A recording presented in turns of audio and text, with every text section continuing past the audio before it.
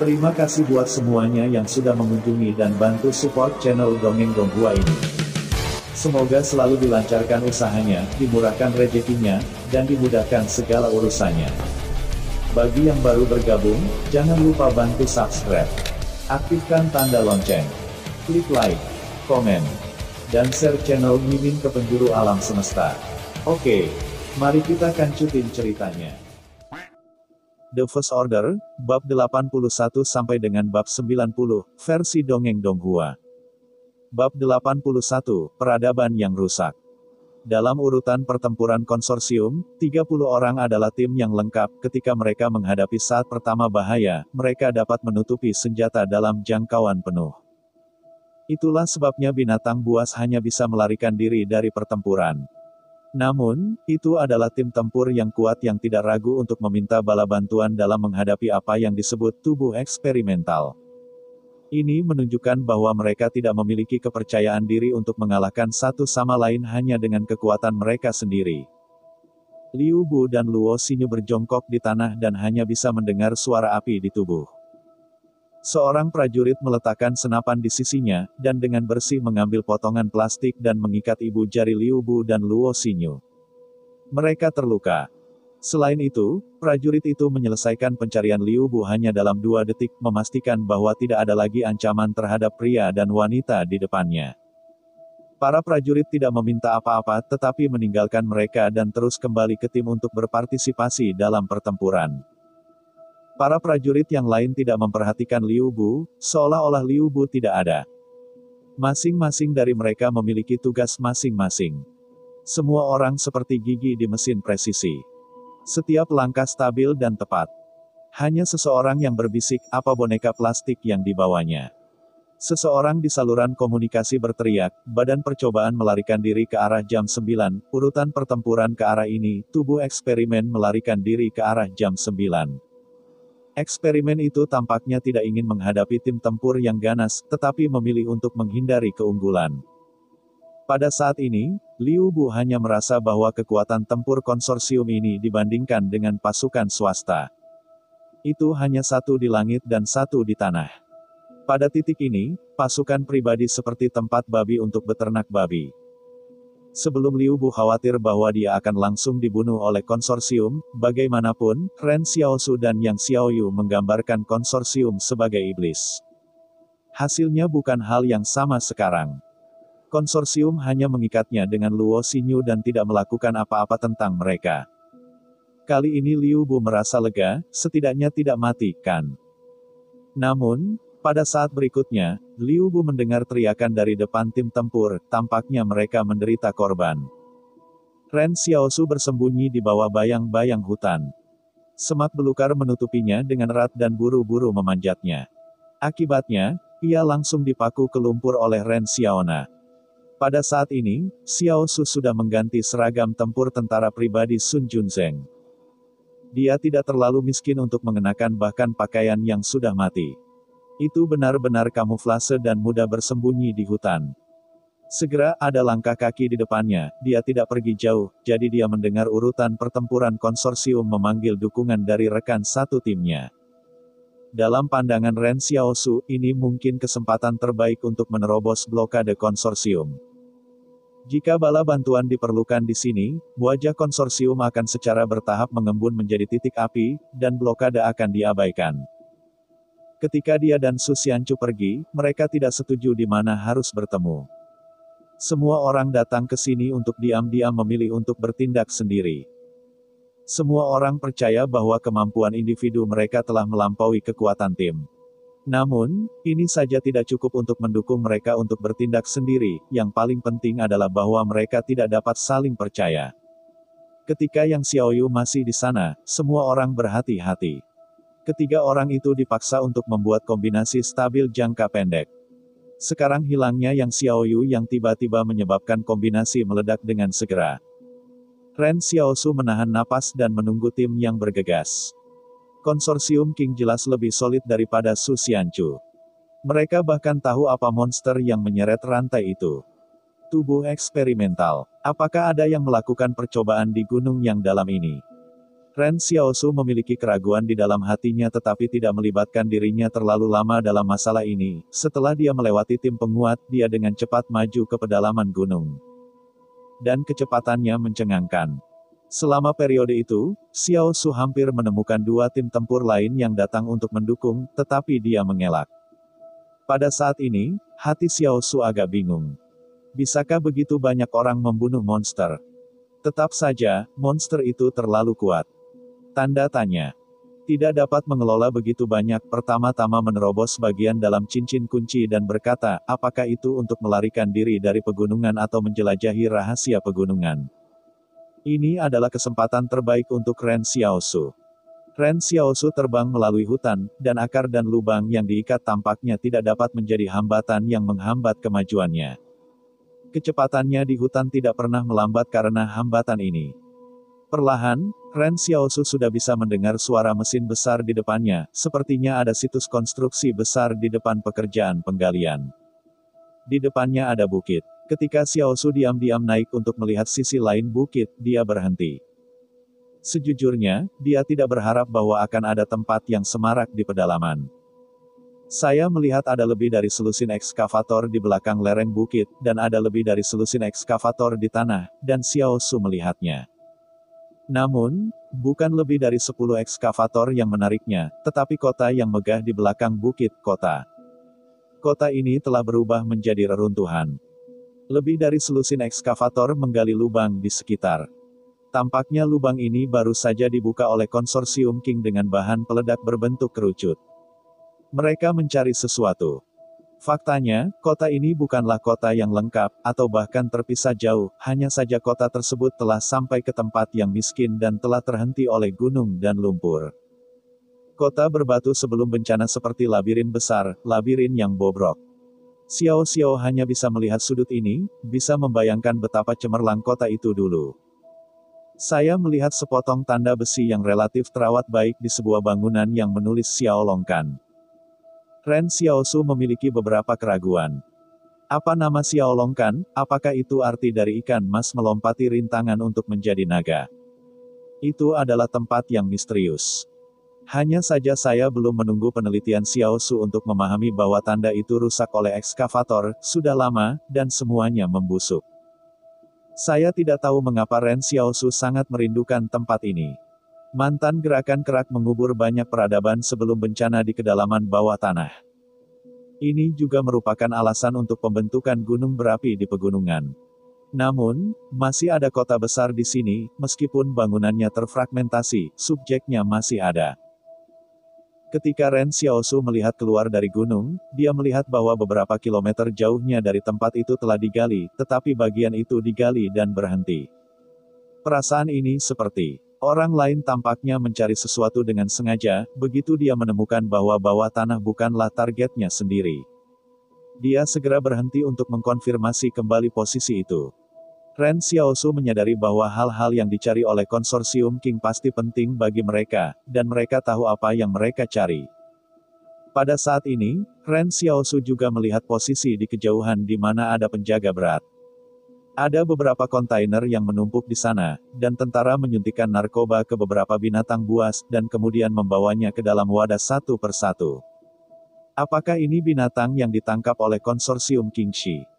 Saya takut bahwa makhluk berevolusi ini tidak akan luput dari nasib yang dipelajari. Apakah kamu ingin pergi? Ren Xiaosu bertanya-tanya apakah dia tidak punya kesempatan untuk mendekati target yang dicari oleh konsorsium King.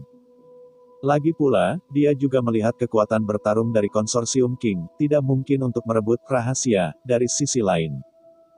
Pada saat ini, Ren Xiaosu tiba-tiba melihat seorang pemuda berjas putih berdiri di atap sebuah bangunan yang menghadap ke kota. Di atas hutan belantara, jas putih bersih itu luar biasa. Ini seperti perasaan konflik antara kekerasan dan peradaban, yang tak terlupakan. Bab 82, Asap dan Anggur. Ren Xiaosu telah melihat setelan jas, dan orang-orang besar di penghalang harus melewati pasar.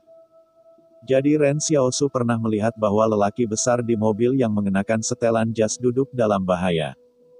Pada saat itu, Xiaosu berpikir bahwa orang-orang besar di penghalang benar-benar baik. Tetapi jika seseorang ingin mengenakan jas atau bahkan jas putih untuk bergoyang di padang belantara, Ren Xiaosu pasti akan menyelinap terbelakang mental. Jenis pakaian ini terlalu menghalangi untuk bertarung. Jika Anda mengangkat tangan dan mengangkat kaki, Anda akan ditahan oleh pakaian. Jika Anda menemukan binatang buas yang tidak bisa Anda kalahkan, Anda tidak akan bisa berlari. Namun, pada saat ini, Xiao Su melihat pemuda itu berdiri di atas gedung, tetapi tidak merasakan bagaimana pakaian lawan dan hutan belantara tidak cocok satu sama lain. Karena pihak lain tidak harus bertarung. Ini mungkin adalah pemimpin aksi konsorsium King. Ren Xiao Su mengatakan bahwa orang besar dari konsorsium ini benar-benar terlihat sedikit berbeda. Dia mengecilkan kepalanya dan takut ditemukan oleh pasukan tempur konsorsium King. Perlu untuk mengetahui bahwa ada ribuan pejuang yang bertanggung jawab atas darurat militer di dekat situs ini. Ren Xiao merasa bahwa Su dan Chu telah meremehkan tekad konsorsium King untuk memblokirnya. Ren Xiao Su dengan penasaran melirik ke sekeliling lingkaran, dan tidak tahu di mana Su Xianchu dan Yang Xiaoyu berada. Meskipun saya tidak bisa melihatnya, Ren Xiao Su tahu mereka pasti ada di sana. Siap untuk mundur, Ren Xiaosu tidak berniat untuk mengurus rencana orang lain. Ketika dia tahu bahwa dia tidak dapat menangkap rahasia gunung ini, dia akan mundur. Kalau tidak masuk akal untuk tinggal di sini. Adapun rahasia gunung ini, mungkin Yang Xiaoyu dan Su Xianchu lebih tertarik. Ren Xiaosu merasa bahwa tidak perlu mengambil risiko untuk rahasia ini, jika ada pemain dengan keterampilan tinggi di tingkat keterampilan. Dan dia memiliki puluhan tingkat dasar dan peta belajar master, maka mungkin Xiao Su bersedia untuk mencoba. Orang seperti itu adalah harta nyata bagi Ren Xiao Su. Faktanya, yang paling penting adalah bahwa Ren Xiao Su melihat semakin banyak bangunan bawah tanah digali. Beberapa bangunan bahkan runtuh oleh ekskavator. Mereka dapat berdiri di depan, hanya karena tidak ada yang menyentuh mereka. Beberapa bangunan yang awalnya terkena permukaan bumi, dan masih mempertahankan tanda-tanda etalase yang relatif baik, ia masih dapat dikenali secara samar-samar, seperti apa salon kecantikan. Pijat buta, Del. Saya sedikit yakin bahwa ada sesuatu yang istimewa dan berharga di sini. Ini alasan utama dia ingin pergi, oke. Ketika Ren Xiaosu melihat tanda-tanda itu, ia merasa kepercayaannya tertipu dan iknya dihina. Sekarang pikirkan tentang kode dua dimensi sebelumnya, Xiaolong kan, boneka plastik, jelas bukan sesuatu yang sangat langka. Saya tidak tahu apakah Su Xianchu dan Yang Xiaoyu melihat adegan ini. Bagaimana menurut Anda? Bagaimanapun, setiap milet kecil sudah cukup. Saya berlari sejauh ini, dan mengalami begitu banyak bahaya, Anda akan menunjukkan ini kepada saya. Ren Xiaosu menarik kepalanya dan diam-diam berbalik ke sisi gunung. Pada saat ini, dia masih bisa mendengar suara tembakan di hutan di belakangnya, menunjukkan bahwa pasukan tempur konsorsium King belum menyelesaikan monster dengan lancar. Tembakan ini membuat Ren Xiaosu merasa lega. Setidaknya pada saat ini, konsorsium King tentu tidak punya waktu untuk mengelolanya. Meskipun ada lebih banyak tentara di lereng bukit daripada darurat militer, masalahnya adalah bahwa orang-orang ini terkonsentrasi di dekat lokasi konstruksi yang digali. Dan tempat-tempat lain yang mereka berikan tampaknya telah kehilangan nilainya. Mereka bahkan tidak melihatnya. Namun, tempat-tempat yang ditinggalkan oleh konsorsium adalah celah yang dapat digunakan oleh Ren Xiaosu untuk menerobos. Konsorsium Qingxi menebang pohon-pohon di sepanjang jalan dan menggunakannya sebagai ranjang jalan. Harus dikatakan bahwa Ren Xiaosu benar-benar mempelajari kemampuan konsorsium. Di hutan belantara ini, orang mengatakan bahwa ketika mereka membuka jalan, mereka akan membuka jalan, dan mereka tidak harus bernegosiasi dengan binatang buas di pegunungan. Ini memungkinkan Ren Xiaosu menilai kembali kekuatan konsorsium. Harus diketahui bahwa ini hanya kekuatan penghalang. Menurut Yang Xiaolu, konsorsium dapat mengendalikan 1 atau 20 tempat perlindungan. Karena itu, jika Ren Xiaosu melarikan diri ke arah penghalang ke-112, makhluk seperti binatang buas di sepanjang jalan pasti telah ditakuti. Meskipun agak sulit untuk kembali ke penghalang pengungsi ke-113 perlu untuk pergi jauh dan jauh, tetapi tidak ada cara, ini sudah merupakan pilihan terbaik untuk Ren Xiaosu. Ren Xiaosu diam-diam berjalan ke arah lain, kota, jurang alami dan bangunan terlantar di permukaan adalah bunker terbaiknya. Dia melihat puing-puing sebuah bangunan tinggi runtuh. Dan bangunan yang menjulang itu dibagi menjadi dua bagian. Ren Xiaosu tidak ragu bahwa orang-orang dapat berdiri di atas gedung tinggi dan mengabaikan seluruh kota sebelum bencana. Ketika Xiaosu tinggal di kota pasar, ia sering menggunakan Yan Liu Yuan untuk memikirkan bagaimana rasanya di penghalang, tapi sekarang tampaknya area penghalang bisa lebih luas dari kota. Dan tingkat keagungan dan kemakmuran jauh tertinggal. Tentu saja, keanehan dan kemakmuran adalah bentuk lampau, dan sekarang hanya ada reruntuhan dan kehancuran. Ren Xiaosu meluncur menuruni bukit di bawah bayang-bayang hutan. Dia melihat beberapa papan tanda abu berserakan di reruntuhan. Bagaimana mungkin kota memiliki begitu banyak tanda-tanda mandi kaki? Apakah orang-orang dulu suka mencuci kaki? Berjalan antara kota yang ditinggalkan dan lumpur, Xiaosu dengan hati-hati menghindari pandangan semua orang. Dia berjarak sekitar 500 meter dari pasukan tempur konsorsium King Chai, selama dia dengan hati-hati menggunakan sudut dan bangunan yang mati secara visual. Bunker tidak akan ditemukan.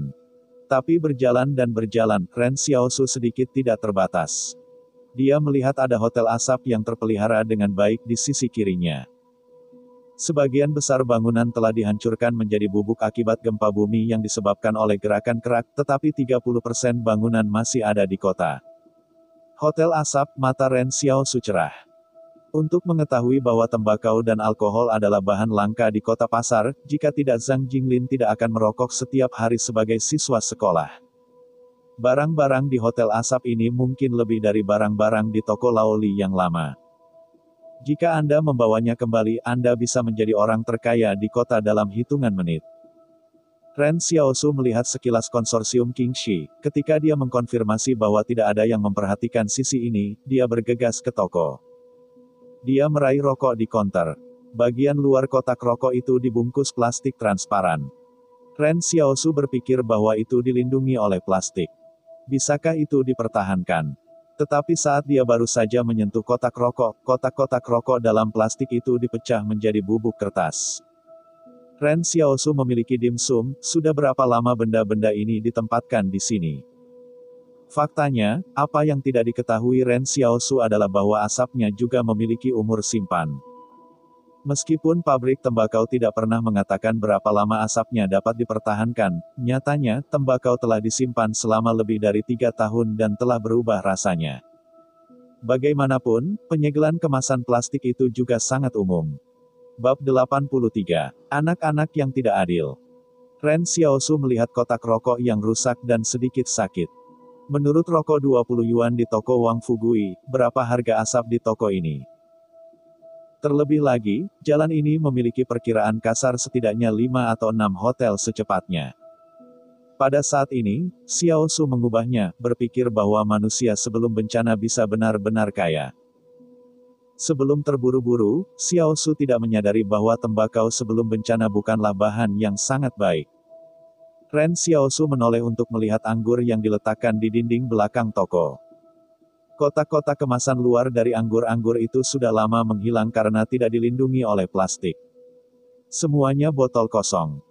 Beberapa botol anggur sepertinya telah tersebar di tanah karena gempa bumi, dan beberapa masih tergeletak di lemari. Ketika Xiaosu membukanya, dia menemukan bahwa anggur itu sudah hilang. Saya tidak tahu sudah berapa lama sejak malapetaka, dan anggur dalam botol telah menguap. Ren Xiaosu memadatkan, mantan anggur tidak tahu bagaimana membuat segel lebih baik. Dia tidak percaya pada kejahatan dan mengayun-ayunkan botol anggur yang terpelihara dengan baik. Hasilnya tidak istimewa. Anggur di dalamnya hilang.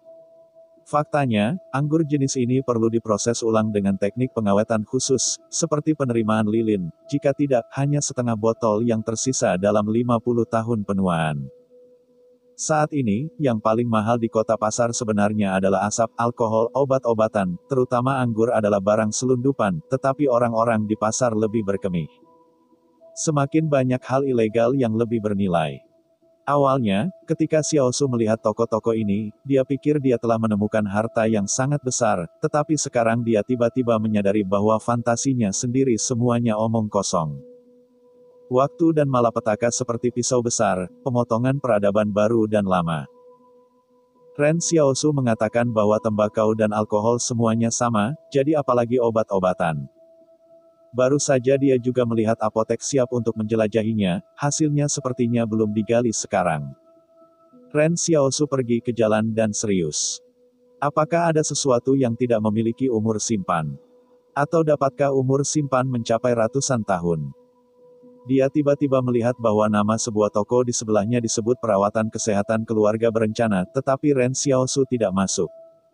Lagi pula, tampaknya ini adalah toko yang menjual produk kesehatan, tetapi produk kesehatan apa yang tidak dapat bertahan begitu lama? Dia sekali lagi menegaskan bahwa perhatian konsorsium King tidak beralih ke sisinya, jadi dia mendapatkan kembali hatinya. Pada saat ini, Xiaosu masih bisa mendengar suara tembakan dari luar. Ini membuatnya sangat bingung. Apakah badan eksperimen begitu kuat? Tetapi pada saat ini, dia tiba-tiba memikirkan satu hal, itu tidak dapat rusak selama ratusan tahun. Bukankah itu logam? Ren Xiaosu tiba-tiba bertanya di kepalanya. Dia mendengarkan Wang Fugui mengatakan bahwa ada toko emas di penghalang. Kemudian skala kota ini sangat besar, dan pasti ada. Ren Xiaosu, yang sedikit tertekan sebelumnya, muncul kembali. Emas masih menjadi mata uang yang sulit di tahun ini. Ren Xiaosu pernah bertanya aneh kepada Zhang Jinglin.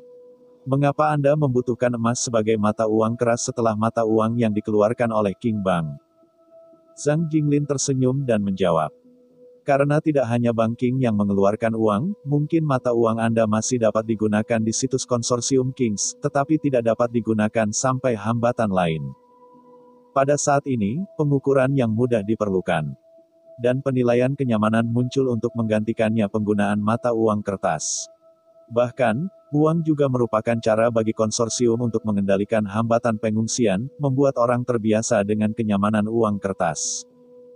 Tetapi jumlah uang yang dikeluarkan adalah keputusan mereka sendiri. Ini adalah garis hidup ekonomi sejati, salah satu dasar dari sebuah konsorsium. Namun, Zhang Jinglin menjelaskan, sekarang karena masalah sirkulasi mata uang, beberapa konsorsium telah membentuk komite manajemen moneter. Setiap orang memiliki peraturan ketat dalam mengeluarkan mata uang, sehingga tidak akan kacau, tetapi sekarang semua orang baik dan dapat menjamin akan seperti ini di masa depan-depan. Petik 2. Pada saat ini, ketika Xiaosu meninjau kembali kata-kata Zhang Jinglin, dia menjadi semakin sadar bahwa Zhang Jinglin tidak sederhana, tidak ada yang tahu dari mana sekolahnya. Dan dia tinggal di kota pasar di luar penghalang ke-113 selama bertahun-tahun. Ren Xiaosu memutuskan dan harus menatap Zhang Jinglin begitu dia kembali. Dia menjelajahi masa lalu lebih jauh dari konsorsium King, mencoba menemukan keberadaan toko emas, jika ada toko emas yang tertinggal, bukankah dia dikembangkan? Di halaman belakang sekolah kota, Zhang Jinglin baru saja kembali ke halaman setelah seharian mengajar. Dia melihat Yan Liu Yuan, yang sudah berjalan keluar rumah dan sedang berjemur, tersenyum, apakah ini lebih baik? Yah, Yan Liu Yuan mengangguk dan tersenyum, terima kasih dan Tuan Xiao Yu yang sudah mengurus kali ini. Pada saat ini, suasana hati Yan Liu Yuan sangat baik, tetapi dia bukan karena penyakitnya, tetapi karena dia tahu kondisinya tidak memburuk. Yang berarti bahwa tidak banyak tempat di mana Ren Xiaosu dapat menggunakan keberuntungan, yaitu, Ren Xiaosu tidak membahas bahaya nyata. Pada saat ini, Xiao Yuji berjalan masuk dari luar dengan keranjang. Ketika dia melihat Yan Liu Yuan, dia terkejut, apakah kamu berumur 6 tahun, apakah kamu semakin baik? Datanglah ke rumah, jangan dihembuskan angin dingin. Senyum Yan Liu Yuan sangat imut, aku baik-baik saja dengan Xiao Yuji, yakinlah, apa yang akan kita makan malam ini? Aku akan memberikan sebutir telur dan hidangan hijau kecil, kata Xiao Yu sambil tersenyum. Aku baru saja pergi ke kota untuk memotong sedikit lemak, kamu bisa memasak minyak untukmu, biarkan kamu meremehkannya.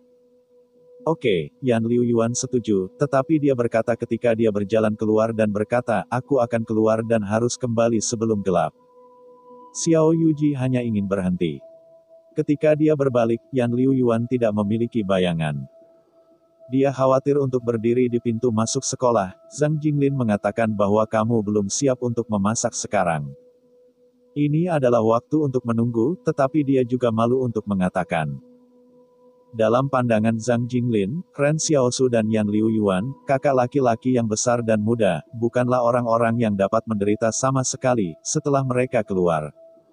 Orang yang khawatir haruslah orang lain. Baru saja, Zhang Jinglin jelas melihat bahwa Yan Liu Yuan telah menyembunyikan pisau dapur ke dalam pelukannya. Anda mengatakan bahwa anak itu akan pergi dengan pisau dapur. Bisakah ini menjadi anak yang serius? Namun, Yan Liu Yuan benar-benar kembali sebelum gelap. Zhang Jinglin dan Xiao Yuji tidak tahu kemana Yan Liu Yuan pergi. Dia meminta untuk tidak mengatakan apa-apa. Dia hanya tertawa dan membawa topik pembicaraan ke tempat lain. Ada 3 kamar di halaman belakang sekolah, tetapi satu adalah dapur, satu lagi adalah Zhang Jinglin, dan yang lainnya adalah rumah Yan Liu Yuan dan Xiao Yuji. Pada malam hari, Xiao Yuji akan memberi Yan Liu Yuan untuk membersihkan tempat tidur, dan dia akan menabrak lantai untuk tidur di tanah. Pada saat ini, hampir musim dingin. Tanahnya sangat dingin, tetapi Xiao Yu tidak pernah mengatakan apa-apa. Setelah lampu minyak mati, Xiao Yuji tiba-tiba bertanya pada Yan Liu Yuan, apakah kamu mengatakan bahwa saudaramu aman sekarang? Yan Liu Yuan tersenyum dan berkata, penegasan perdamaian, yakinlah. Adik Xiao Yu tertegun, dia tidak tahu mengapa Yan Liu Yuan begitu bertekad. Bab 84. Tembakan tengah malam. 6 Yuan, kamu tidak ingin pergi sendirian baru-baru ini, kata Xiao Yu di ruangan gelap, jika kamu memiliki sesuatu, bagaimana aku bisa memberitahu saudaramu? Tidak diragukan lagi, tidak, Yan Liu Yuan berjanji. Dia baru-baru ini menjadi semakin dan semakin mempercayai Xiao Yu, karena Li Xiao Yu masih menyimpannya di hari-hari ketika dia bisa meninggalkannya sendirian. Beberapa hari yang lalu, dia demam tinggi. Xiao Yu dapat mengambil uang itu dan pergi, tetapi Xiao Yu tidak. Selalu ada handuk yang menyegarkan dalam tidur saya untuk membantu saya menyeka wajah dan ketiak saya, untuk menenangkan diri. Yan Liu Yuan bahkan dapat mendengar nyanyian lembut. Lagu itu seperti anak kecil dalam pelukan ibunya, seperti hangat laut. Yan Liu Yuan tidak merasakan ini, bahkan jika Ren Xiaosu memberinya banyak kehangatan, tetapi bocah itu selalu membutuhkannya untuk mengejar punggung, bukan pelukan. Baiklah, saudara perempuan Xiao Yu mendengarkan janji Yan Liu Yuan dan dia lega.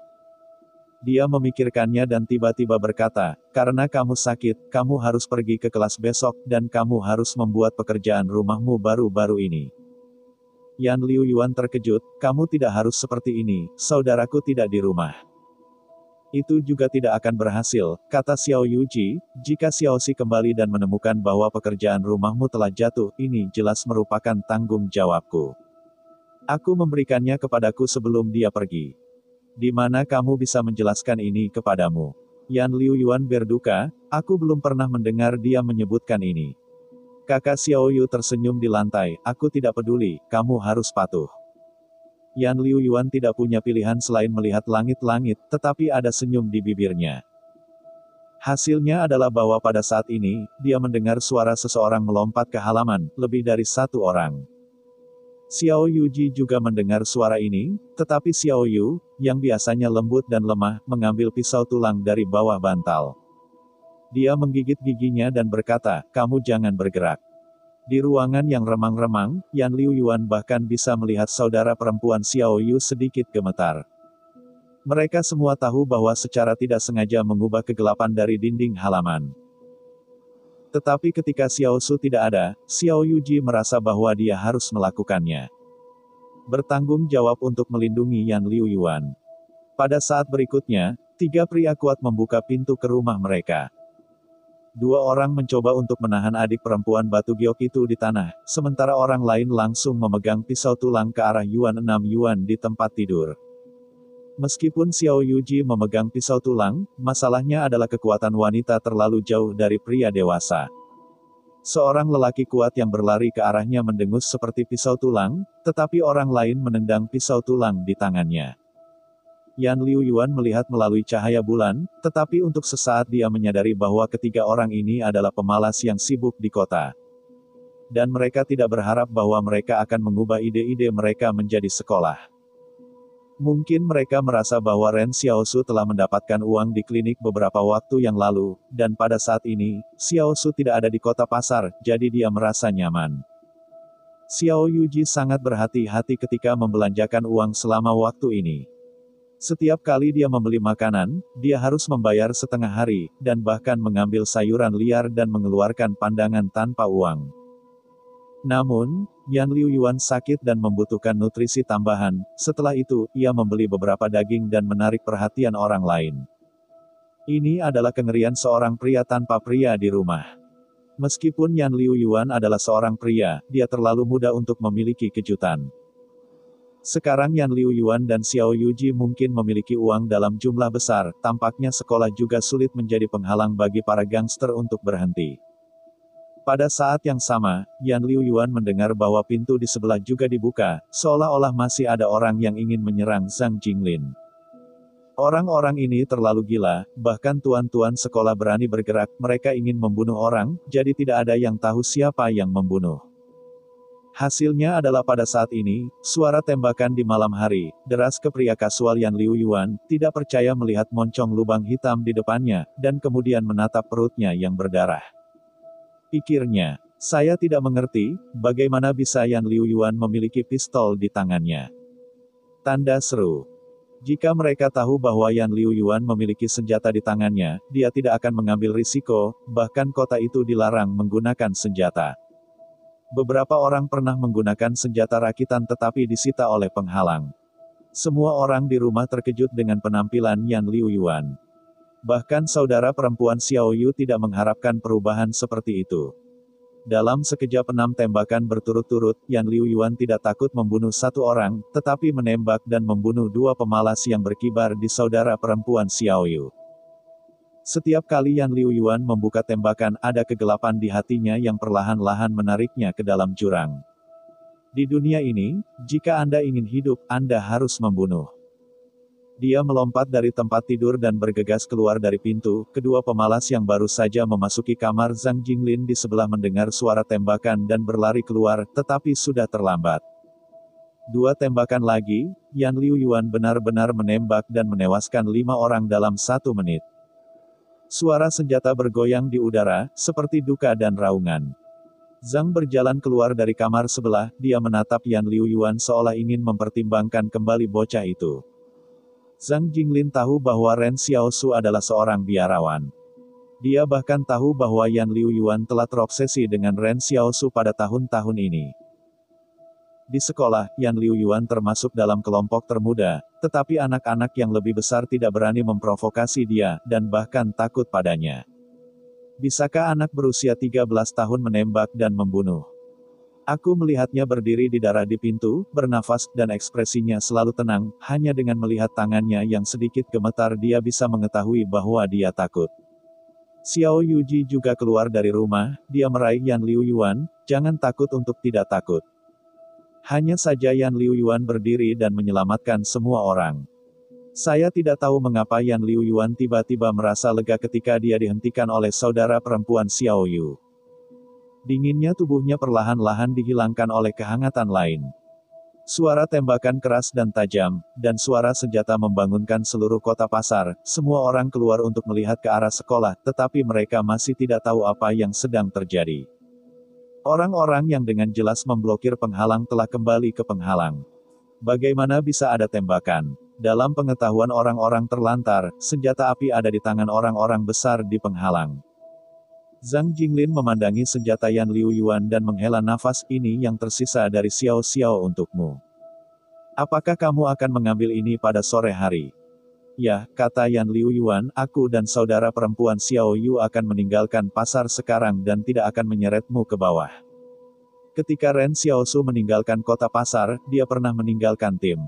Dia pergi ke tempat pistol itu dikubur, tetapi dia tidak mengambil pistol itu. Sebagai gantinya, dia membuat tanda di tempat di mana pistol itu dikuburkan dan meninggalkan pistol ke Yan Liuyuan. Ketika dia pergi, dia berbisik kepada Yan Liuyuan, dan ketika dia pergi untuk mengambil pistol. Ketika dia menemukan bahaya yang tak tertahankan, dia menembak dan kemudian melarikan diri ke hutan belantara. Dia menyiapkan rahasia untuk Yan Liu Yuan di suatu tempat di hutan belantara. Gua. Ketika masalah Xiao Su selesai, dia akan menemukannya. Bab 85. Tuan Zhang. Ketika pergi, Ren Xiaosu dan Yan Liu Yuan berkata dengan sangat jelas. Jika Xiao Yu masih merawatnya pada saat itu, maka bawa saudara perempuan Xiao Yu untuk pergi bersama. Jika saudara perempuan Xiao Yu sudah mengambil uang itu, maka Yan Liu Yuan akan bersembunyi. Bangun. Jangan beruntung, pergi saja tanpa angin. Dalam pandangan Ren Xiaosu, hal-hal besar tidak penting, dan lebih baik memiliki senjata. Ren Xiaosu sendiri juga ingin memasuki gunung dengan pistol. Dibandingkan dengan keselamatannya sendiri, dia merasa lebih aman menyerahkan pistol itu ke Yan Liu Yuan. Hanya saja Yan Liu Yuan dan Ren Xiaosu tidak berpikir bahwa Yan Liu Yuan baru saja mendapatkan pistol dan itu terjadi. Ini terukir 6 Yuan sebenarnya tidak khawatir tentang dirinya sendiri, karena ia percaya bahwa persiapan Xiaosu untuknya pasti sangat aman. Ia juga percaya bahwa Xiaosu pasti akan kembali kepadanya. Yang dia khawatirkan adalah Ren Xiaosu. Setelah 6 tahun beruntung, Yan Liu Yuan telah berulang kali kambuh, jadi dia sangat jelas tentang antifagosis itu, bukan hanya sakit. Yan Liu Yuan melihat ke arah gunung, dan alisnya terkunci. Dia tahu bahwa ini pasti bahaya bagi Ren Xiaosu, dan itu pasti sangat berbahaya. Ini adalah nasib dunia, inilah sebab dan akibat dari reinkarnasi setelah keinginan. Ren Xiaosu. Hati Yan Liu Yuan mandek, dan kedua bersaudara itu mengkhawatirkan keselamatan satu sama lain pada saat pertama dalam krisis, bukan milik mereka sendiri. Saudari batu giok kecil berjalan dengan saya, Yan Liu Yuan berbalik ke rumah dan mengambil 2 potong pakaian dan siap untuk berjalan di luar sekolah. Saudari Xiao Yu tidak bertanya kemana harus pergi, dan uang di ubin lantai diikuti. Namun, Zhang Jinglin menghentikannya saat ini dan melihat Zhang Jinglin menghela nafas, sekarang hutan belantara tidak aman, Anda tidak perlu melarikan diri, biarkan saya menyelesaikannya. Kamu menyelesaikannya. Yan Liu Yuan tidak tahu apa yang dikatakan Zhang Jinglin. Apa yang dia maksudkan ketika berbicara, dia masih ingin mematahkan lengan Zhang Jinglin, tetapi menemukan bahwa Zhang Jinglin lebih besar dari imajinasinya sendiri dan tidak dapat melepaskan diri. Zhang Jinglin berkata, serigala-serigala telah kembali ke sini. Tempat di mana Xiao Su mempersiapkan diri untukmu mungkin disembunyikan, tetapi dia tidak dapat melepaskan diri dari aroma serigala. Aku takut bahwa Xiao Su tidak akan berpikir bahwa serigala akan kembali begitu cepat. Ada beberapa keraguan dalam pikiran 6 Yuan ini, mengapa Zhang Jinglin tahu bahwa serigala kembali. Tidak ada yang melihat serigala di kota, dan tidak ada berita sama sekali. Pada saat ini, gerbang penghalang perlahan-lahan terangkat. Ketika Zhang Jinglin tidak mendengar mereka, mereka mendengar langkah kaki. Tampaknya suara tembakan juga mengingatkan penghalang. Para prajurit pasukan pribadi keluar. Kota berkumpul, dan gerakan di malam yang gelap membuat semua orang memanjat berdiri di jalan menyaksikan gerakan ke arah sekolah, dan bahkan keberanian untuk pergi ke sekolah. Zhang Jinglin menunggu dengan tenang. Setelah beberapa saat, seseorang membuka pintu sekolah. Wang Chongyang masuk dengan tim pasukan pribadi. Dia melihat kelima mayat yang tergeletak di tanah dan menatap Zhang Jinglin. Pistol sudah ada di tangan Zhang Jinglin. Wang Chongyang tersenyum dan berkata, tembakan ini benar-benar diambil oleh anak Xiao Xiao. Saya sudah lama memikirkannya. Ada peluang di kota ini untuk berani menyentuh pistol, dan hanya dia yang sendirian. Zhang Jinglin dan Yan Liu Yuan tidak berbicara.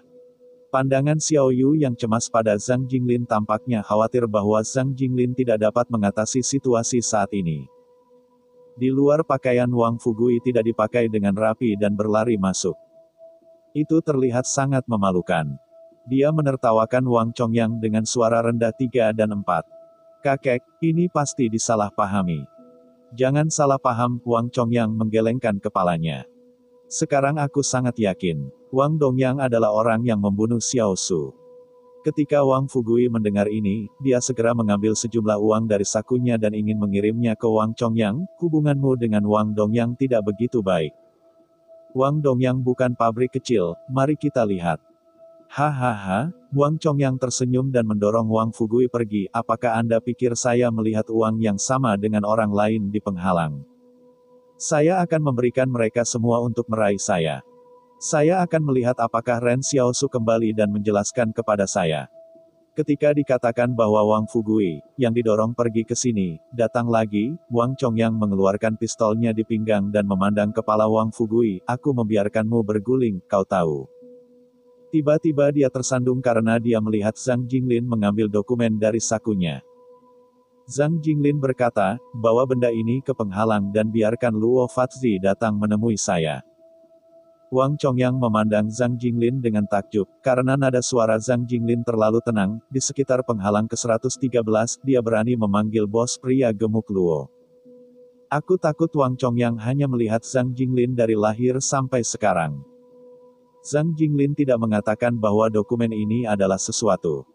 Wang Chongyang telah memperhatikan Zhang Jinglin sebelumnya, dan merasa bahwa Zhang Jinglin tidak biasa, tetapi dia tidak pernah mempelajarinya. Faktanya, Zhang Jinglin umumnya tidak biasa, dan dia tidak ada hubungannya dengan dia. Tapi sekarang berbeda, dia benar-benar menemukan dirinya terlibat dalam misteri identitas Zhang Jinglin. Oleh karena itu, Wang Chongyang bahkan memiliki beberapa dokumen yang dia tidak berani mengambil kulit merah di tangan Zhang Jinglin. Sertifikat itu tampaknya berumur beberapa tahun, sehingga kulit luar agak rusak. Zhang Jinglin melemparkan dokumen-dokumen itu kepada Wang Chongyang. Pergilah, beritahu dia ketika dia memberikan sesuatu kepadanya. Ini bukan sesuatu yang bisa Anda tangani. Anda optimis tentang mereka, kata Wang Chongyang kepada tentara swasta di sekitarnya. Ini menyulitkan orang lain untuk menjalankan tugas. Dia harus kembali ke penghalang untuk menemukan Luo. Namun, dia takut akan dibodohi. Dalam kasus kepribadian Wang Chongyang yang teliti, perlu meninggalkan tentara untuk menjaga Zhang Jinglin dan Yan Liuyuan. Kakak Xiao Yu khawatir tentang Zhang Jinglin. Tuan Zhang, tidak akan menjadi masalah. Zhang Jinglin melambaikan tangannya, meyakinkan, tidak akan ada apa-apa, mereka masih tidak berani memperlakukanku. Yan Liuyuan berbisik di sebelahnya, Tuan, maaf. Jika bukan karena dia menembak, Zhang Jinglin tidak perlu mengungkapkan identitasnya. Zhang Jinglin meliriknya dan menghela nafas, kamu tidak salah, dunia ini salah. Dan aku ingin berterima kasih, kamu hanya ingin menyelamatkanku. Menurut Zhang Jinglin, Yan Liuyuan tidak melakukan kesalahan. Jika dia tidak menembak, maka Xiao Yuji dan Yan Liuyuan akan sangat menderita, termasuk Zhang Jinglin. Karena Zhang Jinglin sekarang hanya seorang guru biasa. Sudah hilang. Apakah uang Yan Liuyuan terekspos? Tidak. Apakah Yan Liuyuan membunuh orang yang salah? Tidak. Zhang Jinglin tiba-tiba merasa bahwa Yan Liuyuan benar-benar seperti Ren Xiaosu dalam beberapa hal, seperti kesombongan Ren Xiaosu, seperti dinginnya wajah Ren Xiaosu kepada musuh. Seperti pertahanan Ren Xiaosu dalam menghadapi dunia ini. Di masa lalu, Zhang Jinglin merasa bahwa Ren Xiaosu sebenarnya tidak baik, tetapi dia tidak tahu mengapa, setelah dia melakukan kontak dengan Ren Xiaosu. Dia berpikir bahwa Ren Xiaosu lebih seperti orang daripada kebanyakan orang di dunia ini. Jangan lupa bantu subscribe channel Dongeng Donghua ini dan aktifkan tanda loncengnya. Kalimat ini tampaknya agak sakit, tetapi Zhang Jinglin berpikir demikian. Bab 86. Sai Bei. Para pengungsi lainnya di kota itu tidak tahu apa yang terjadi. Dinding sekolah tidak tinggi, mungkin sekitar 1 meter dan 7 meter. Jadi beberapa orang dapat melihat bagian dalam dengan timpang, dan mereka terkejut ketika mereka melihatnya. Mereka melihat 2 mayat terbaring di halaman belakang sekolah, dan darah terus mengalir keluar rumah. Selama lebih dari 10 tahun, ini adalah pertama kalinya seseorang membunuh di sekolah. Tentu saja, justru karena hal ini terlalu aneh Yan Liuyuan lebih khawatir tentang keselamatan Xiao Su. Wang Chongyang berlari cepat menuju bagian dalam penghalang. Dia melirik dokumen-dokumen dengan hati-hati di jalan dan melihat kata-kata, 178 sekuens penghalang perlindungan Zhang Jinglin. Ketika Wang tiba-tiba menghirup udara dingin dari matahari, dia belum pernah melihat dokumen seperti itu. Biasanya, dokumen normal tidak boleh menunjukkan posisi dan identitas, dan bahkan menambahkan pengakuan seperti tanggal lahir dan foto. Tetapi dokumen ini berbeda, seolah-olah semua orang melihat dokumen ini, ia harus tahu siapa pemilik dokumen itu. Pada saat ini, Wang Chongyang ingat legenda orang yang telah menghilang selama lebih dari 10 tahun di penghalang perlindungan, dan mempercepat langkahnya. Hanya level Wang Chongyang yang masih terlalu rendah, dan dia tidak yakin apakah tebakannya benar. Wang Chongyang tidak pergi ke manajer penghalang, tetapi langsung pergi ke kediaman Luo. Faktanya, semua orang tahu bahwa meskipun identitas Luo hanya seorang pengusaha, ketika hambatan benar-benar memiliki peristiwa besar, semua orang masih mencari Luo Wei. Lebih baik, dan para manajer penghalang itu telah gagal dalam kenyataan ini. Kediaman Luo Wei terletak di bagian paling tengah dari seluruh penghalang. Setelah Wang Chongyang memasuki penghalang, ia mengemudi selama hampir 1 jam. Ini masih merupakan hasil dari tidak ada pejalan kaki dan kendaraan di jalan pada malam hari. Lebih baik mengatakan bahwa itu adalah kamp militer besar daripada datang ke kediaman Luo. Ada sebuah monumen batu di pintu masuk kamp militer ini. Ada tulisan merah di monumen batu, area kontrol militer. Di pintu darurat militer, brigade tempur brigade mengenakan seragam tempur hitam. Semua orang siap untuk bertarung dengan senjata dan amunisi hidup. Ketika kendaraan Wang Chongyang tidak dekat, dia melihat bahwa lampu sorot di dinding tinggi kamp militer telah terkena.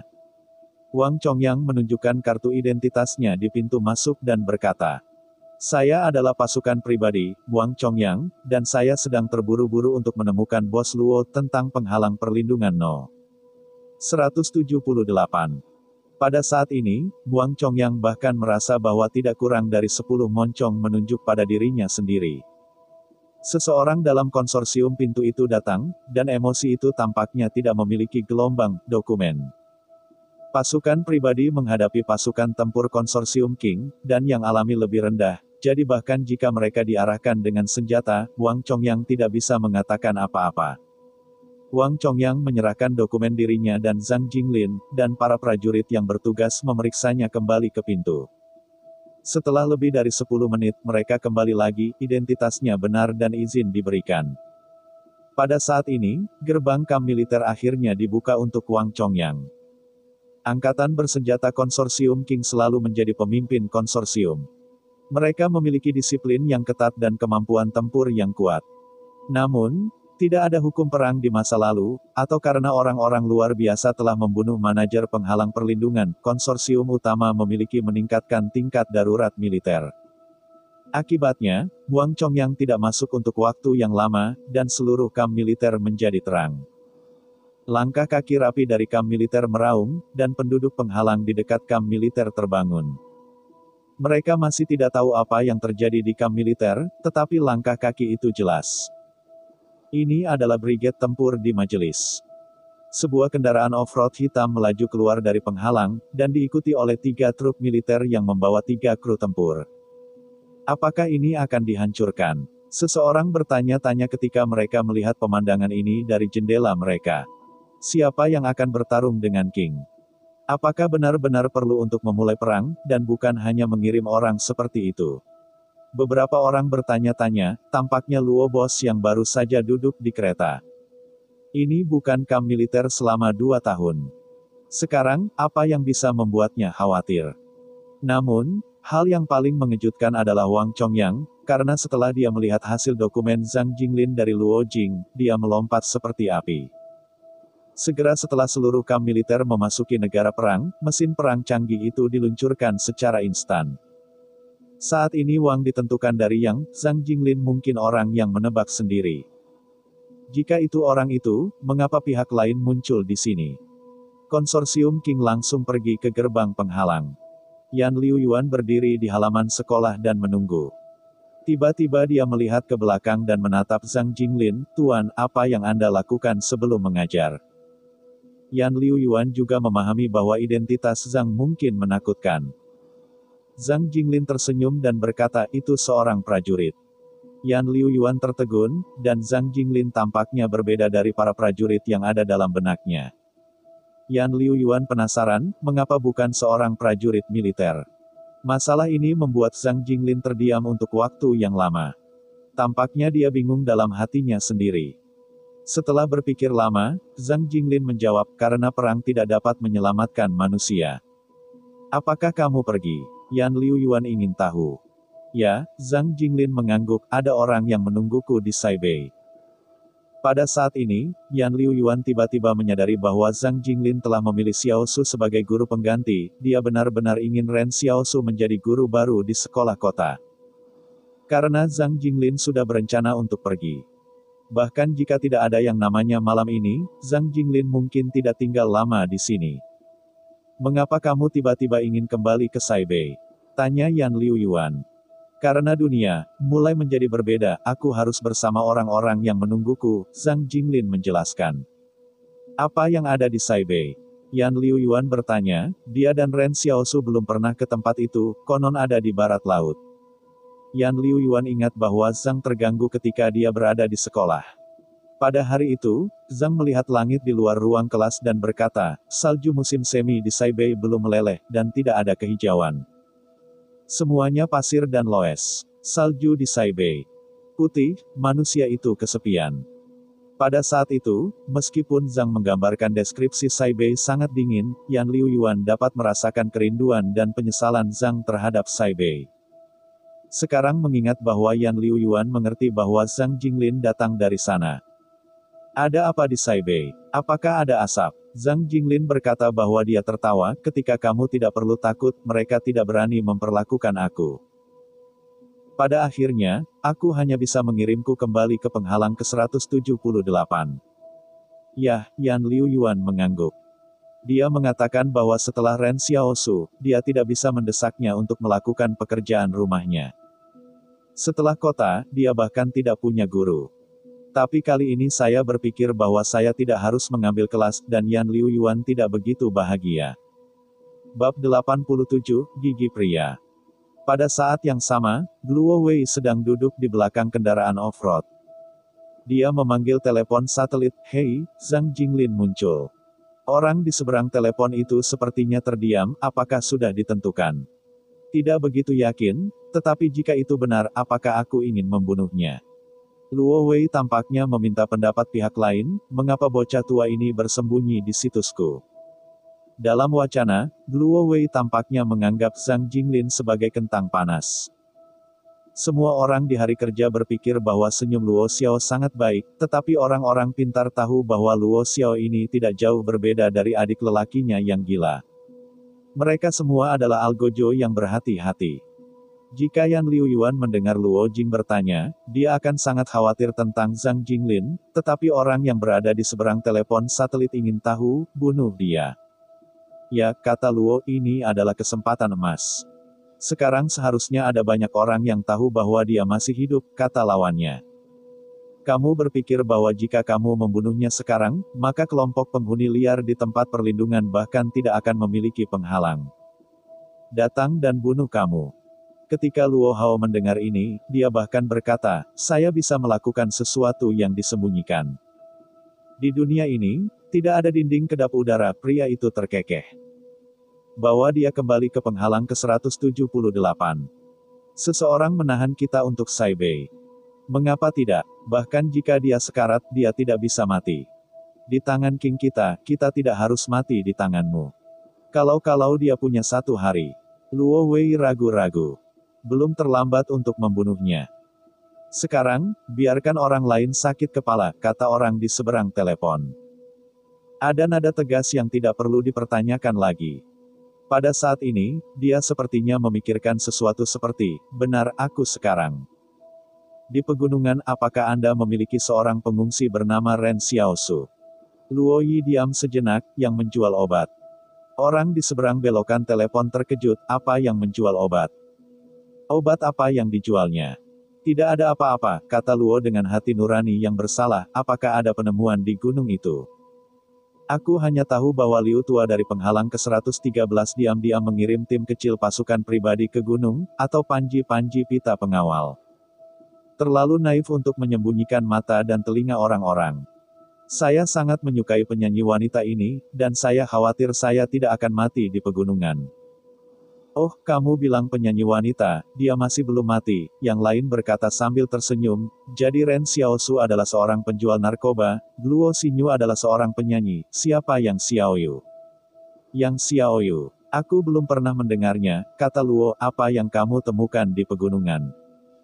Aku hampir siap untuk menemukan lab sebelum bencana, kata orang di telepon itu, tetapi saudara Anda hanya perlu aman di penghalang ke-113, hal-hal ini seharusnya tidak ditanyakan. Oh, kata Luo diam-diam. Biasanya, saudara-saudara di keluarga lebih berbobot. Namun, selain berat secara fisik, bos Luo ini tidak di depan saudaranya. Masih ada masalah, suara di telepon bertanya, berapa lama Luo Xinyu menjadi penyanyi di penghalangmu? Lebih dari 2 tahun, kata Luo. Kerabat dan teman seperti apa yang dimiliki Ren Xiaosu, kata suara di telepon. Sepertinya masih ada adik laki-laki, kata Luo. Dia berbalik untuk bertanya pada Wang Chongyang di sebelahnya, kerabat dan teman apa lagi yang bernama Ren Xiaosu. Wang Chongyang tertegun, Zhang Jinglin ini adalah temannya. Luo Yi sejenak, sangat pintar. Kalau begitu jangan gerakan saudaranya, itu pelacur. Suara di telepon tampaknya secara bertahap menurunkan suhunya. Ketika Zhang Jinglin diusir, Liu Tua yang memiliki 113 penghalang Anda dikirim ke Saibei. Dia adalah. Luo Wei berkata, apakah mudah membunuh secara langsung? Mengirim lebih banyak masalah di masa lalu. Lakukan saja, yang lain menutup telepon. Wang Chongyang, yang duduk di sebelah Luo Wei, tidak mengatakan apa-apa. Dia tidak berharap bahwa kedua bersaudara itu hanya memutuskan untuk memiliki penghalang bagi kehidupan dan kematian seorang manajer penghalang. Pada saat ini, gunung sudah gelap dan pasukan tempur konsorsium King membangun lampu sorot besar di dekat lokasi penggalian, ada satu di masing-masing tenggara dan barat laut. Dan kota di lembah diterangi sebagai cerah. Konsorsium memiliki banyak pengalaman operasional, sehingga mereka terbiasa memperlakukan misi apapun sebagai perang, tetapi perang itu besar dan kecil. Hal terpenting dalam perang mungkin, kecerdasan, penglihatan.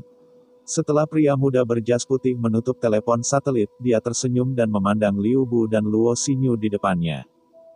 Saat ini, sudah beberapa jam sejak akhir pertempuran antara pasukan tempur dan badan eksperimen. Sampai saat ini, Liu Bu dan Luo Xinyu hanya dibawa ke kota yang rusak ini. Saya hanya lupa memperkenalkan diri, kata pemuda jas putih itu, saya King, adik Luo Wei, saya sangat senang bertemu dengan Anda dua tamu, Tuan Liu Bu dan Nona Luo Xinyu. Tangan Liu Bu dan Luo Xinyu terkunci di belakang strip plastik. Ini tidak seperti tamu. Liu Bu tiba-tiba berkata, saya baru saja mengatakan bahwa kebenaran itu benar. Sama sekali tidak ada penyembunyian. Su Xianchu adalah orang yang luar biasa. Yang Xiaoyu juga memiliki kecurigaan besar. Tetapi yang paling perlu diwaspadai adalah bahwa Ren Xiaosu, saya sarankan Anda akan membunuhnya di tempat setelah mereka bertemu dengannya. Tujuan mereka datang ke pegunungan jelas tidak sederhana, dan mereka pasti ingin melanggar kepentingan konsorsium King kami. Saya sangat akrab dengan Bos Luo. Anda tidak boleh membunuh saya. Petik 2. King Yu berpikir dan bertanya, pernahkah Anda mendengar tentang Zhang Jinglin, kepala sekolah di kota pasar? Liu Bu menghela nafas sedikit, ditanyakan bahwa Xiao Xiao menyebutkannya beberapa kali. Mengapa Anda mengajukan pertanyaan ini? Apakah Zhang Jinglin ini memiliki masalah?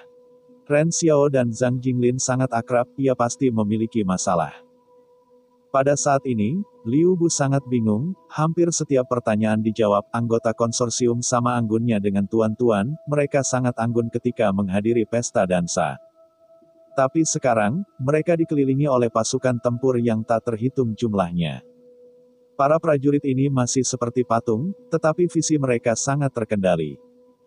Pria elegan itu tampaknya tiba-tiba mengungkapkan taring dan ototnya, yang merupakan esensi tersembunyi di kulit elegan pada hari kerja, sangat ganas.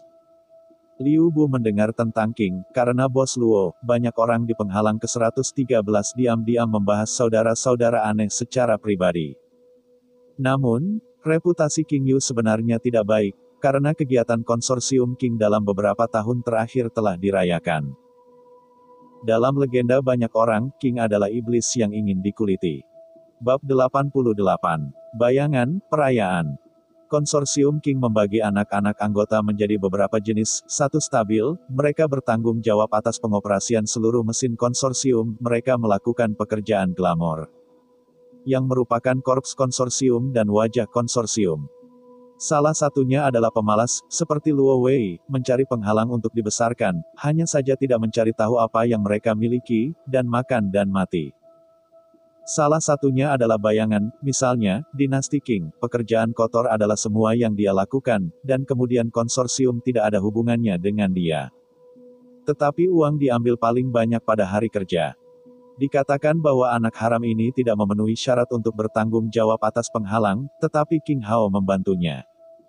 Dengan kata lain, para pesaing Luo Wei tabu atau ingin merayakan, jadi mereka tidak berani berdebat dengan Luo Wei. Ini juga pertama kalinya konsorsium King menempatkan anak haram di posisi penguasa yang berkuasa, yang cukup untuk melihat status dinasti King dalam konsorsium King. King Yu memandang Liu Bu dan Luo Xinyu dan berkata, bicara tentang 3 orang, maksudku Su Xianchu, Yang Xiao Yu, Ren Xiao Su. Hei, apa hubungan antara Ren Xiao dan Yang Xiao Yu? Nama ini terdengar cukup bagus. Tidak masalah, Liu Bu menggelengkan kepalanya. Ren Xiaosu adalah pelacur di luar penghalang. Kami dipaksa untuk masuk dan menjadi pemandu. Dia sangat energi. Aku curiga dia juga hebat. King Yu menggelengkan kepalanya, apakah itu hanya lebih kuat? Apakah ini tidak cukup? Dia dapat membawa pria dewasa sendirian, kata Liu dengan cemas. Ada Su Xianchu. Meskipun kekuatan fisik dan kekuatannya sangat umum, kemampuannya yang luar biasa adalah untuk keluar dari tubuhnya. Bayangan itu bahkan dapat memblokir peluru. Mendengar minat di sini, dia memberitahu orang-orang di sebelahnya. Catat, Su Xianchu, orang luar biasa yang belum dewasa, faktor risikonya adalah C. Ren Xiaosu, dicurigai tipe kekuatan luar biasa, faktor risiko. Tidak hanya para pejuang di samping King, tetapi juga banyak pekerja penelitian ilmiah yang mengenakan pakaian pelindung kimia, salah satunya bertanggung jawab untuk merekam beberapa keputusan King. Pada saat ini, Liu Bu tiba-tiba menyadari bahwa King Yu sebenarnya lebih tertarik pada Su Xianchu, mereka sepertinya tidak menempatkan Ren Xiaosu di matanya. Ren Xiaosu, apakah ini orang yang luar biasa? Maka kamu harus segera menangkapnya, kata Liu, dan Luo Xinyu, yang ada di sekitarnya, tidak pernah mengatakan sepatah kata pun. King Xiao tersenyum, penangkapan pasti untuk menangkap, saya pikir mereka pasti berada di kota ini sekarang, tetapi tidak ada yang langka tentang kekuatan. Pada saat ini, apakah Liu Bu atau Luo Xinyu menyadari bahwa pemahaman konsorsium Kings tentang orang-orang luar biasa jelas bukan bulu? Konsorsium King Shi tampaknya memiliki pemahaman yang baik tentang orang-orang luar biasa, tetapi pikirkanlah, dunia ada di tangan mereka. Maka rahasia-rahasia ini juga diketahui sebelumnya oleh konsorsium, mereka memiliki lebih banyak sumber daya dan memiliki lebih banyak informasi. Kekuasaan. Namun, tampaknya grup King sekarang tidak dapat mendefinisikan tingkat kekuatan luar biasa, hanya dapat menggunakan tingkat bahaya untuk menutupi penilaian mereka pada yang luar biasa. Level berbahaya ini mungkin level yang dapat mengancam konsorsium itu sendiri. Jadi misalnya, Su Xianchu, yang dapat menghadirkan pertarungan bayangannya sendiri, didefinisikan sebagai level berbahaya C, karena bayangan ini dapat mengabaikan peluru. Dan Xiao Su hanya sedikit lebih kuat, dan ia terlalu besar untuk terlalu panas. Apakah itu? Di mata konsorsium, jika kekuatan seseorang tidak bisa melampaui kekuatan senjata panas, kekuatan destruktif dari orang luar biasa ini terbatas. Karena senjata panas, sebagian besar masih di tangan konsorsium.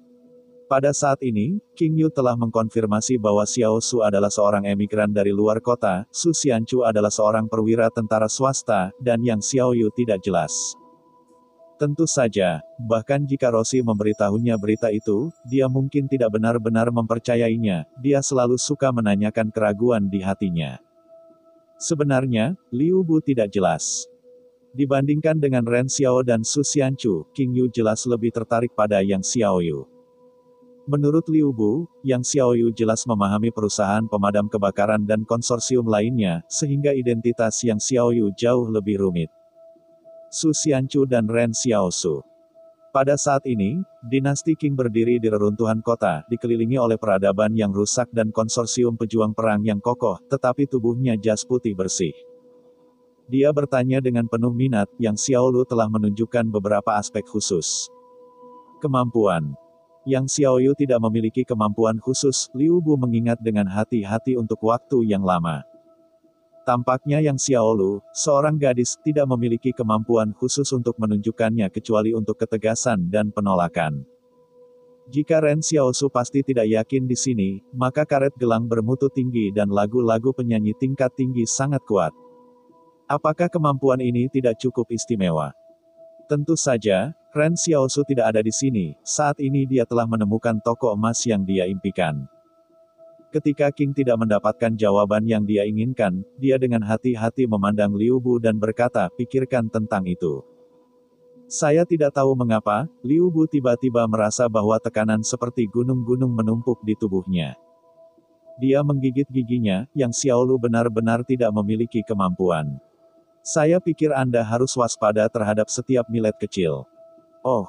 Qing mengangguk, dan dia menoleh untuk melihat Luo Xinyu. Tempat istimewa apa yang dimiliki Xiaosu ini untuk membuat Liu Bu begitu berkesan, apakah ada kemampuan khusus di luar dirinya? Luo Xinyu terpana, biarkan kemampuan khusus Xiao. Dia memikirkannya dan mencoba mengatakan apakah itu lebih menjengkelkan. Luo Xinyu ini tidak berantakan, tapi sangat tersentuh. Hanya saja Qing Xiao tertawa ketika mendengar jawaban ini. Dia berkata kepada orang-orang di sekitarnya, Su Wei, kamu akan memimpin tim untuk menemukan 3 orang ini, dan kamu harus kembali sebelum tengah malam. Diterima, prajurit bernama Su Wei langsung mengambil 6 tim tempur dan menggunakan 180 orang untuk berurusan dengan 3 orang. Ini mungkin perawatan yang sangat standar di Qing Group. Su Wei adalah orang kepercayaan Qing, dia sangat jelas bahwa rahasia gunung tidak bisa hilang, dan orang luar yang hadir saat ini tidak dapat melarikan diri. Dinasti Qing berdiri di tempat yang sama dan mulai menyanyikan lagu-lagu. Tampaknya suasananya relatif santai. Namun, Liu Bu dan Luo Xinyu tidak memiliki perasaan seperti itu. Luo Xinyu tidak bisa tidak menonton perayaan dan ujian, apakah perubahan di gunung juga terkait dengan laboratorium ini? Petik 2. Tidak, kata Qing sambil tersenyum, pergantian gunung juga tidak terduga. Kami biasanya menyebut tempat ini tempat kesucian. Karena pergantian satu orang, seluruh gunung telah berubah, hanya saja namun, kami menemukan bahwa waktu untuk perubahan gunung sudah terlambat, jadi kami tidak yakin siapa orang ini. Liu Bu dengan gugup berkata, masalah ini tidak ada hubungannya dengan kita. Qing terdiam, aku tahu itu tidak ada hubungannya denganmu. Jika kamu memiliki hubungan denganmu, maka orang yang gugup itu adalah aku sekarang. Apa yang akan kamu lakukan dengan kami? Namun, perayaan ini tidak seperti yang dia dengar, dia hanya menunggu Su Wei untuk membawa Xiao Su dan Su Xianchu dan Yang Xiaoyu bersama. Pada saat ini, pasukan tempur ke arah hutan akhirnya kembali. Mereka sepertinya membawa sesuatu. Qing Yu tersenyum pada Liu Bu dan Luo Xinyu, jangan terlalu terkejut. Bab 89, Produk Pengeditan Gen. Liu Bu dan Luo Xinyu melihatnya dengan terkejut, ketika mereka dibawa kembali, pasukan tempur konsorsium Qing tampaknya masih berurusan dengan tubuh eksperimental. Kemudian pergerakan saat ini adalah pasukan tempur mengembalikan tubuh eksperimental. Sejujurnya, mereka berdua memiliki rasa ingin tahu di hati mereka, apa tubuh eksperimental. Tetapi saat berikutnya mereka terpana, dan aku melihat sangkar baja berlapis-lapis yang terangkat, dan ada seorang lelaki, abu-abu. Warna abu-abu bukanlah warna kulit asli orang tersebut, tetapi warna debu dan kotoran bercampur di kulit. Liu Bu tertegun dan menatap pria di dalam sangkar itu. Dia memiliki beberapa tembakan di tubuh lainnya, tetapi moncongnya tidak memiliki banyak darah yang mengalir keluar. Sepertinya ketika peluru mengenai tubuh, mereka mengendalikan kulit dan otot dan menutup. Saya memiliki luka saya sendiri. Ini sulit dibayangkan, karena semua orang tidak dapat sepenuhnya mengendalikan tubuh mereka. Dan bayangan abu-abu dari lengan dan kaki, terkunci dengan rantai. Rantai itu awalnya digunakan untuk memenjarakan orang ini di suatu tempat, tetapi ia terputus oleh perjuangannya. Jadi Liu Bu, suara rantai yang mereka dengar malam itu, berasal dari orang ini. Pada saat ini, Liu Bu ingat mayat Suxia, cetakan gigi manusia pada mayat itu. Ketika dia muntah, Su Xianchu mengatakan bahwa dia tidak percaya ketika dia menggigit tubuh Suxia. Sekarang dia tidak percaya. Ketakutan besar dan perasaan menjijikkan seperti memegang perut Liu Bu dengan tangan besar dan mencubit semuanya dari perutnya. Tidak ada makanan di perutnya, jadi hanya campuran jus lambung hijau muda dan empedu yang dimuntahkan. King Yu memandang Liu Bu dengan penuh minat, sepertinya Anda memiliki sedikit pemahaman tentang itu, apakah Anda melihat tubuh yang telah digigitnya? Reaksi Luo Xinyu pada saat ini lebih kuat daripada reaksi Liu Bu. Dia bertanya seperti kepuasan diri yang kuat, apa-apaan ini? Karena ini disebut badan eksperimen, tentu saja ini digunakan untuk eksperimen, kata King. Anda tidak salah paham, hal ini tidak ada hubungannya dengan King Shi kami. Mereka adalah produk sebelum bencana. Kami juga yang terbaru. Hanya tahu keberadaan mereka. Sebelum bencana, Luo Xinyu tampaknya sedikit terkejut, berapa lama jarak sebelum bencana berlalu, bisakah mereka hidup begitu lama? Tunggu, kau bilang dia kami. Pada saat ini, Luo Xinyu tiba-tiba menyadari bahwa mungkin ada lebih dari satu hal hantu. King Yan dengan hati-hati melihat orang di dalam kandang. Dia berkata, mereka tampaknya baru-baru ini menghancurkan penjara laboratorium. Bahkan saya ingin tahu bagaimana mereka hidup sampai sekarang. Ini adalah spesimen yang hidup. Liu Bu bergidik, dan perayaan ini sebenarnya untuk melihat orang yang hidup sebagai spesimen, bahkan jika orang itu tidak lagi hantu. Tiba-tiba, Luo Xinyu menyadari mengapa konsorsium King datang ke sini di gunung ini. Mereka bahkan mengerahkan sejumlah besar peralatan teknik, dan mereka menghabiskan banyak tenaga dan sumber daya, hanya untuk menemukan laboratorium yang pernah memenjarakan hantu-hantu ini. Ketika mereka menyadari bahwa percobaan itu lebih dari satu, mereka menyadari mengapa pasukan tempur segera meminta dukungan pada saat pertama kali mereka menghadapi percobaan. Ini mengkhawatirkan bahwa ia masih memiliki jenis yang sama di sekitarnya. Berapa banyak tubuh percobaan yang kamu temui, berapa banyak korban yang kamu tangkap? King Yu bertanya. Seseorang berkata di samping, hanya yang ini digunakan, dan 5 tim tempur digunakan, 3 tewas dan 13 terluka. King Yu menggelengkan kepalanya, sudah cukup untuk menangkap tubuh eksperimental. Setelah itu, Anda bisa hidup dan mati, dan langsung menghilangkannya. Jangan tambahkan korban. Mengerti, jawab petugas pasukan konsorsium itu. Tubuh eksperimental di kandang itu jelas tidak mati, karena Luo Xinyu masih bisa melihat naik turunnya dadanya saat bernapas. Tetapi dia agak bingung, bagaimana jarak bencana selama ratusan tahun sekarang, mengapa mereka masih hidup. Ini adalah hal yang paling sulit untuk dipahami. Kehidupan manusia yang normal baru berumur beberapa dekade. Sedikit lebih dari 100 tahun. Jika percobaan ini adalah produk sebelum bencana, bagaimana mereka bisa hidup di laboratorium bawah tanah? Ini tidak masuk akal. Bahkan jika masa hidup dapat diperpanjang, apa yang bisa dimakan orang-orang ini di laboratorium bawah tanah? King Yan berdiri di depan sangkar dan tersenyum, saya tidak ingin menangkap mereka hanya karena rahasia ini. Organisme multisel seperti manusia didasarkan pada pembelahan sel sebagai dasar untuk pertumbuhan dan reproduksi. Masuk akal untuk mengatakan bahwa pembelahan sel bagaimanapun, Anda dapat membaginya untuk kedua kalinya atau bahkan lebih. Tetapi yang aneh adalah bahwa semua sel manusia berhenti secara tiba-tiba rata-rata 50 kali dan kemudian berubah menjadi tidak dapat diubah. Tolak. Ini adalah asal-usul penuaan dan kematian manusia. Ketika sel membelah sekitar 50 kali, sel akan berhenti membelah, dan kemudian tubuh manusia akan gagal sampai mati. King Yu memandang pria di dalam kandang dan melanjutkan. Saya menduga bahwa laboratorium ini mungkin telah menguasai metode membiarkan sel-sel membelah tanpa batas waktu untuk meningkatkan siklus metabolisme dan umur panjang tubuh manusia.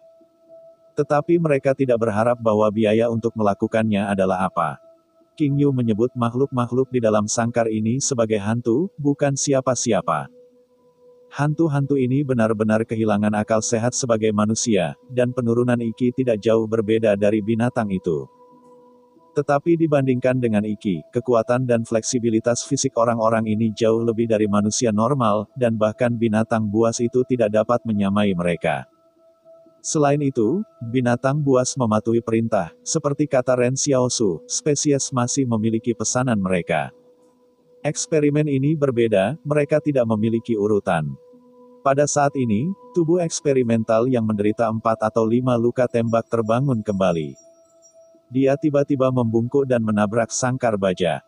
Dia sepertinya ingin menggunakan kekuatan kasar untuk menghancurkan sangkar. Akibatnya, kandang ini tampaknya dibuat secara khusus oleh konsorsium King, tidak peduli bagaimana dia memukul, kandangnya hanya sedikit cacat tetapi tidak pernah rusak olehnya. Tubuh percobaan perlahan-lahan berhenti berusaha, tetapi menatap dengan ganas pada perayaan di depannya. Pada saat ini, Luo Xinyu menemukan bahwa betapapun sengitnya percobaan itu berjuang, perayaan itu tenang dan seperti patung, tidak pernah takut akan hal itu. Dan mundur selangkah. King Yu melemparkan pistol keluar dari peluru dan melemparkannya ke dalam sangkar. Akibatnya, tubuh eksperimental benar-benar menggigit tubuh senapan, dan pistol yang terbuat dari baja digigit.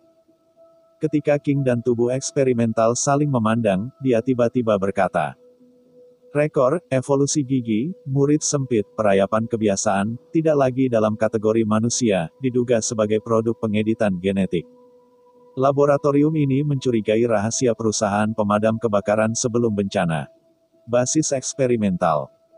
Segera, seseorang mengambil pulpen dan kertas dan mencatat kata-kata bahwa kata-kata King itu utuh, sebaliknya, kejutan Luo Xinyu dan Liu Bu.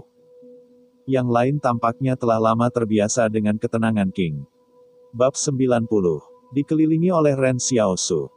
Saya tidak tahu mengapa, Luo Xinyu tiba-tiba merasa bahwa perayaan yang menenangkan di luar kandang ini lebih sengit daripada tubuh eksperimental di kandang.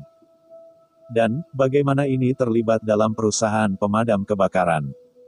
Ambil cahaya yang kuat untuk menerangi dia, kata King. Seseorang langsung menabrak lampu sorot di wajah tubuh eksperimen. Akibatnya, tubuh eksperimen sangat takut pada cahaya, dan pikiran bawah sadar memegang lengannya di depan matanya. King Yu bertanya-tanya, "Aku takut pada cahaya, mengapa itu akan aktif di siang hari, apakah itu berevolusi lagi, atau sesuatu yang istimewa menariknya, jadi dia lebih suka keluar dengan cahaya?"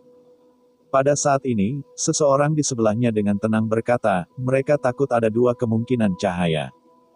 Satu adalah orang yang dulunya manusia tidak dapat menghadapi masa kini, dan yang lain adalah sifat binatang dalam urutan penyuntingan genetik." Ini tidak cemas, King Yu mengangguk dan berkata, "Intercom bertanya pada Su Wei, apakah kamu menemukan 3 orang itu? Kurasa mereka mungkin menggunakan celah dalam menangkap tubuh eksperimentalmu dan masuk ke jaring besar ini." Perayaan ini sudah bisa ditebak ketika Ren Xiaosu memecahkan blokade. King Yu sekarang sangat ingin menemukan Ren Xiaosu, mereka bertiga, karena dia ingin tahu alasan mengapa badan-badan eksperimental tiba-tiba keluar pada siang hari tidak tertarik oleh salah satu dari ketiganya. Ren Xiaosu berkeliaran di pusat perbelanjaan besar. Mal besar ini mungkin karena kualitas bangunannya sangat bagus, dan itu bukan karena gempa bumi. Namun, bangunan eksterior masih tetap, tetapi perabotan di dalamnya telah hancur. Banyak langit-langit menggantung di tanah, dan meja berantakan tampak abu-abu dan debu jatuh 10 sen tebal. Barang-barang yang tidak tahan dengan sungai yang panjang tersapu rusak. Artinya, di mal ini, Ren Xiaosu akhirnya melihat perhiasan emas dan perak. Perhiasan emas dan perak semuanya telah teroksidasi, dan ornamen perak di atas meja semuanya menjadi hitam, hanya dengan memotongnya. Anda dapat melihat warna putih beberapa perak itu sendiri dari posisi tanda yang patah. Emas juga akan teroksidasi. Emas di toko ini tampaknya telah bersentuhan dengan pengajuan besi yang jatuh dari langit-langit setelah gempa bumi untuk waktu yang lama, sehingga lapisan permukaan membentuk lapisan eritema. Tetapi ini tidak mempengaruhi nilai emas itu sendiri. Perak jelas tidak mau memintanya, perak tahun ini tidak terlalu berharga. Apapun yang bisa diambil oleh Ren Xiaosu sangat terbatas, ia harus mengambil barang dengan nilai tertinggi. Pada saat ini, manfaat ruang penyimpanan tercermin berapa banyak emas dapat dimuat dalam ruang kubik. Sebelum Millet kecil masih khawatir tentang bagaimana untuk terus meningkatkan ruang penyimpanan di masa depan, sekarang jangan khawatir, emas di sini mungkin cukup baginya, Yan Liu Yuan. Saudara perempuan Xiao Yu untuk hidup nyaman selama beberapa dekade. Sebagian besar emas di pusat perbelanjaan adalah perhiasan, dan untuk menghemat tempat. Ren Xiaosu dengan tegas meremas gelang emas dan kalung emas menjadi satu kelompok sebelum dimasukkan ke dalam istana. Namun, bahkan dalam kasus ini, Ren Xiaosu masih meninggalkan banyak celah di ruang penyimpanan, yang membuat Ren Xiaosu merasa sangat menyesal. Pada akhirnya, dia hanya bisa melepas mantelnya dan membungkus sebagian emas di mantelnya. Ren Xiaosu juga melihat berlian di mall, tetapi tahun ini berliannya sudah lama tidak berharga. Zhang mengatakan bahwa berlian sangat mahal sejak dulu, tetapi kenyataannya, jumlah berlian yang sangat besar hanya karena beberapa gimmick telah dipecat. Jadi di era ini, tidak ada yang menganjurkan berlian, atau ketika kebanyakan dari mereka lebih mau membeli makanan daripada berlian, berlian secara alami akan terdepresiasi. Tiba-tiba, Xiao Su mendengar suara langkah kaki di luar mall, dan dia mengerutkan kening. Ini adalah orang-orang dari konsorsium King. Ren Xiaosu sangat jelas bahwa keberadaannya, Su Xianchu dan Yang Xiaoyu pasti tidak akan dapat memegang konsorsium Qingxi. Karena Liu Bu ditangkap, dia pasti akan memberitahu konsorsium Qingxi mereka tentang urusan mereka. Pada saat ini, Xiaosu berada di mall, membawa banyak ornamen emas yang dibungkus mantelnya, dan ruang penyimpanan di istana penuh. Terlepas dari apakah Su Xianchu dan Yang Xiaoyu telah mencapai tujuan perjalanan mereka, Ren Xiaosu sudah penuh. Mungkin Su Xianchu, mereka untuk supranatural dan rahasia evolusi dunia, dan Ren Xiaosu tidak terlalu tertarik dengan rahasia itu sekarang. Jika mandi kaki di kota ini masih terbuka, dia mungkin tertarik. Karena itu, Ren Xiaosu sekarang berpikir untuk mengambil beberapa emas dan kemudian berlari. Tetapi sekarang, ketika dia akan pergi, dia mendengar langkah kaki pasukan tempur konsorsium King, dan Xiao Xiao mengerutkan alisnya dan kembali ke mall. Tampaknya Liu Bu telah mengungkapkan keberadaan mereka ke konsorsium Qingxi setelah ditangkap. Namun, Xiao Su tidak panik saat ini. Mall ini sangat besar. Ren Xiao Su merasa bahwa bahkan jika para pejuang ini datang untuk mencari, sulit menemukannya. Terlebih lagi, kota yang rusak ini begitu besar, ada begitu banyak bangunan, bahkan jika ribuan pejuang konsorsium King tidak mencari di seluruh kota. Saya khawatir akan butuh 10 hari setengah untuk menggeledah kota. Konsorsium Xuan dari King berjalan dengan tim tempur di jalan-jalan berdebu. Mereka sudah siap memulai perang, karena menurut Liu Bu, Su Xianchu dan Yang Xiaoyu adalah orang yang relatif berbahaya, terutama adalah Su Xianchu yang telah mencapai level berbahaya tingkat C. Adapun karakter Ren Xiaosu, pada kenyataannya, penilaian semua orang tentang Ren Xiaosu serupa, migran biasa, dengan kekuatan yang lebih besar dan keterampilan membunuh, tetapi kurang mengancam. Bukannya Su Wei dan King Yu sombong membabi buta, tapi Liu Bu tidak tahu apa kartu asli Ren Xiaosu. Su Wei adalah seorang prajurit profesional dengan banyak pengalaman tempur, dia juga tahu bahwa jika Xiao Xiao hanya sedikit lebih energi, maka bagaimana Xiao Xiaosu rentan terhadap senjata panas. Ren Xiaosu bersembunyi di balik rak besi bobrok di mall, dan dia memastikan dia benar-benar dalam bayangan dan tidak akan ditemukan oleh orang yang lewat. Saya melihat sekelompok tim tempur yang dipimpin oleh Su Wei perlahan melewati pintu yang rusak, dan Xiao Xiao merasa lega. Pada titik ini, Su Wei mengambil tim tempur dan berjalan melalui sudut dan tiba-tiba berhenti. Dia berbalik dan berkata kepada tentara di belakangnya, ada beberapa item di gedung yang ditempatkan berbeda dari ingatanku. Seseorang telah ada di sini, mungkin masih ada di dalam. Saya takut bahwa Ren Xiao tidak dapat berpikir bahwa ada personil tempur yang begitu mengerikan di konsorsium King, bahkan hatinya baik-baik saja dan ingatannya luar biasa. Faktanya, Ren Xiaosu tidak membalik counter prefer. Paling banyak dia hanya menemukan 1 atau 2, tetapi bahkan ini ditemukan oleh Su Wei. Ya, cerita pun bersambung. Nantikan episode selanjutnya tetap di channel Dongeng Donghua ini. Terima kasih buat Anda yang sudah mengikuti alur dari channel Dongeng Donghua, dan yang sudah bantu subscribe, semoga selalu diberi kesehatan, dilancarkan usahanya, dan dimurahkan rezekinya. Bagi yang suka dengan alur cerita Donghua yang lainnya, silahkan cek di playlist, yang tentunya pasti tidak akan kalah seru ceritanya. Dan semuanya sudah Mimin rangkum di sana. Semoga bisa terhibur dan terima kasih.